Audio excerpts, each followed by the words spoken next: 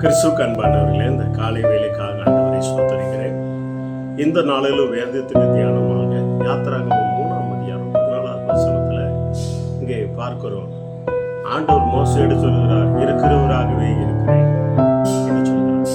இவ பிள்ளைகளே, யான் இருக்கிறவராகவே இருக்கிறேன் என்று சொன்னார். வேதத்துல பார்க்கிறோம், நான் உன்னோடு கூட இருப்பேன். இஸ்ரேல் ஜனங்களை அடிமைப்படுத்தி வச்சிருந்த ஜனங்களை மீட்கும்படியாக மோசேயை தேவன் அழைக்கிறார். அப்போ அவர் சொல்கிறார், என் முற்பிதாக்களாகிய நான் ஆபிரகாமோடு இருந்தவன், ஈசாக்கோடு இருந்தவன், யாக்கோபோடு கூட இருந்தவன். அவர்களுக்கு நான் கொடுத்த வாக்குத்தத்தத்தை நினைவு கூர்ந்து அவருடைய சந்ததி அடிமையாக இருக்கு, அவர்களை மீட்கும்படியாக நான் உன்னை அனுப்புகிறேன் என்று சொல்லி இங்கே தேவன் சொல்லுகிறார்.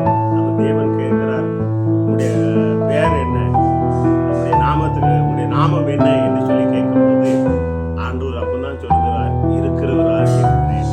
நம்முடைய தேவனை பாருங்க, எப்போதும் இருக்கிறவர். அவருக்கு ஒரு பேர் இருக்கிறவராகவே இருக்கிறேன். தெய்வப்பிள்ளைகளே, சில வேளையில நம்ம நினைக்கிறோம், பாடு, உபத்திரம், துன்பம், நெருக்கம், அவமானம், தெரியும், அந்த நேரத்திலும் அவர் கூட இருக்கிறார் என்று வேதத்திலே பார்க்கிறோம். தெய்வப்பிள்ளைகளே, யோசேப்பு ஜெயிலில் தூக்கப்பட்டாங்க, யோசேப்போடு கர்த்தர் இருந்தார் என்று பார்க்கிறோம். அப்போ நம்ம சில வேளையில என்ன நினைக்கிறோம், ஆனா அவங்க ஆண்டவர் கூட இருக்கிறாங்கிற தன்னம்பிக்கையோடு இருந்தாங்க. அதே போல இந்த உபத்திரம் 400 வருஷத்துக்கு மேல இஸ்ரேல் ஜனங்கள் அடிமையாக இருந்தா அப்பவும் தெரியும். ஆனா அந்த அடிமைத்தனத்திலிருந்து அந்த ஜனங்கள் தேவனை நோக்கி கூப்பிடும் பொழுது ஆண்டவர் என்ன பண்ணுகிறார்னா, ஆபிரகாம், ஈசாக்கு, யாக்கோபு கொடுத்த அந்த வாக்குத்தத்தத்தை நினைவு கூறுகிறார். இந்த வார்த்தை கேட்டுக்கொண்டிருக்கிற சகோதரிய சகோதரி, நீங்க ஆண்டவருடைய கூட இருந்தீங்கன்னா ஆண்டவர் உங்களோடு கூட இருக்கிறவராகவே இருக்கிறார்.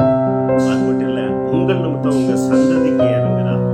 வாழையடி வாலியாக எத்தனை ஆபிரகாம் சொல்லி கிட்டத்தட்ட 430 வருஷம் இவர்களை அழித்து கூட ஆண்டவர் சந்ததியோடு கூட இருக்கிறார். இன்னைக்கும் இருக்கிறவராகவே இருக்கிறார். இவர்களை உங்க குடும்பத்துல நீங்க ரட்சிக்கப்பட்டு இருக்கலாம், ஆண்டவர் உங்களோடு கூட இருப்பார். உங்கள் நிமித்தம் உங்க சந்ததிக்கு இறங்குவார். பிசாசு அவர்களை அடிமைப்படுத்தி வச்சிருக்கலாம், உலகம் அடிமைப்படுத்தி வச்சிருக்கலாம், பலவிதமான மனிதர்கள் மதம் என்ற பெயரிலே, ஜாதிங்கிற பெயரிலே, குடும்பங்கிற பெயரிலே அடிமைப்படுத்தி வச்சிருக்கலாம். தெய்வப்பிள்ளைகளே, ஆனா ஆண்டவர் சொல்கிறார், நான் இருக்கிறவராகவே இருக்கிறேன். உலகத்துல எப்போது நம்மளோடு கூட இருக்க ஒரே தேவன், வானத்தை பூமி படைத்த ஜீவனுள்ள தேவன் மட்டும்தான், வேற யாரும் கிடையாது. எப்போது பாடு வந்தாலும் சரி, அழுகையின் பள்ளத்தாக்கிலும் உங்களோடு இருக்கிறார், வேதனையிலும் உங்களோடு இருக்கிறார்.